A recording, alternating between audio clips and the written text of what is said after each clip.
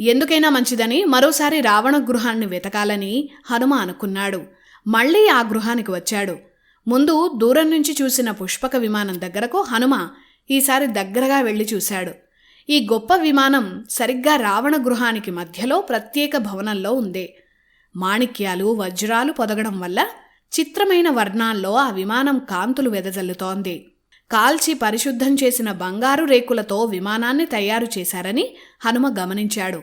అంటే తేలికైన పటిష్టమైన బంగారంతో చేశారని అర్థం. ఈ కాలంలోనూ విమానాలకి ఇలాంటి తేలికైన పటిష్టమైన లోహాలనే వాడటం గమనిస్తున్నాం కదా. ఆ విమానం మీద అలంకారాలు అద్భుతంగా ఉన్నాయి. విశ్వకర్మ నిర్మించిన పుష్పక విమానం. ఆ విమానాన్నే రావణుడు కుబేరుడు నుంచి దోచుకున్నాడు. విచిత్రంగా నేలకు కొంత ఎత్తులో ఆ విమానం నిలిచి ఎలా ఉందని హనుమ ఆశ్చర్యపోయాడు. ఆ విమానంలో అడుగడుగునా అద్భుతాలున్నాయి. ఆ విమానంలో కూర్చున్న వారి మనస్సు ఎలా చెప్తే అలా ఆ విమానం ప్రయాణిస్తుంది. అంటే మనసులో కోరుకున్న చోటికి వెళ్లే విజ్ఞానం ఆ విమానానికి ఉంది. ఈ వివరాలు చదివినప్పుడు ఇప్పుడు AI టెక్నాలజీ గుర్తొస్తోంది. ఆ విమానం పరిమాణం కూడా చాలా పెద్దదని హనుమ వర్ణించారు. ఒక చిన్నపాటి భవనంలా ఉందని వివరించాడు.